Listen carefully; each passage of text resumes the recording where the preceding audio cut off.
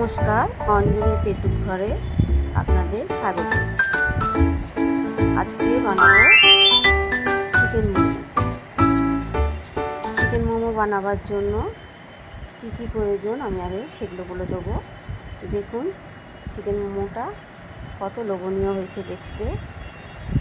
বানাতে হলে প্রথমে 2 বাটি ময়দা নেবেন, পরিমাণ মতন নুন দেবেন, তারপর দেবো 2 চামচের মতো সাদা তেল দিয়ে খুব শক্ত না খুব নরম না সেরকম একটা মাঝারি টাইপের আমরা ডো বানিয়ে নেব।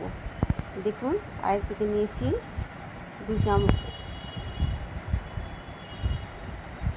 চিকেন মোমো বানাতে প্রথমে চিকেনটাকে আদা রসুন দিয়ে পেস্ট করে নিয়েছি।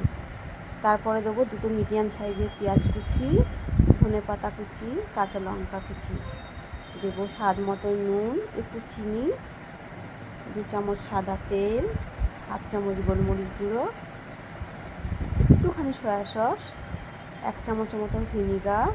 ভিনিগারটা দিলে কি হয়, চিকেনের যে একটা বাজে স্মেল থাকে সেইটা আর থাকে না। দেবো 2 চামচের মতো টমেটো সস দিয়ে সব কিছু একসঙ্গে ভালো করে মিশিয়ে সাইডে রেখে দেবো 10 মিনিট। দেখুন ময়দা থেকে আমি ছোটো ছোটো করে লেচি কেটে নিয়েছি, দিয়ে ছোটো ছোটো করে বেলে আমি শেপ দেব। দেখুন এইদিকে 2 কুচি দিয়ে ধরে চেপে দেবো, আবার এইদিকে 2খানা কুচি। দেখুন দুদিকে 2 4টে কুচি দিলেই কিন্তু সুন্দর একটা শেপ তৈরি হয়ে গেছে। আমার কাছে এটা সহজ মনে হয়। দেখুন আপনাদের আরেকটা দেখিয়ে দিচ্ছি। মাঝখানটা একটু ধরে নেবো আগে, দিয়ে ডান দিকে 2 আর বাঁ দিকে 2 কুচি দিয়ে দেবো। দিলেই দেখবেন সুন্দর একটা শেপ চলে আসছে। আপনাদের আর একটা শেপ করে দেখাচ্ছি। নেব চিকেন কিমা। দেখুন মধ্যিখানটা একটু চিপে ধরে নেবো, নিয়ে দুদিক থেকে অল্প অল্প করে কুচি কুচি কুচি কুচির মতন করে দেখুন আরেকটা শেপ তৈরি হয়ে গেল।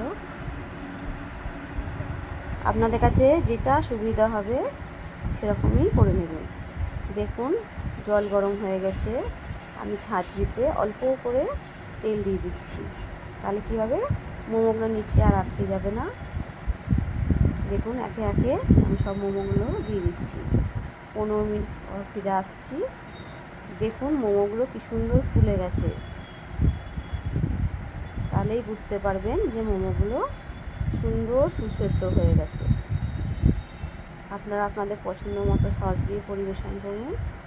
আমি মেয়োনেজ আর টমেটো সস দিয়ে পরিবেশন করেছি। খেতে অসাধারণ হয়েছিল। আপনারা পারলে একবার বানিয়ে দেখবেন। নমস্কার।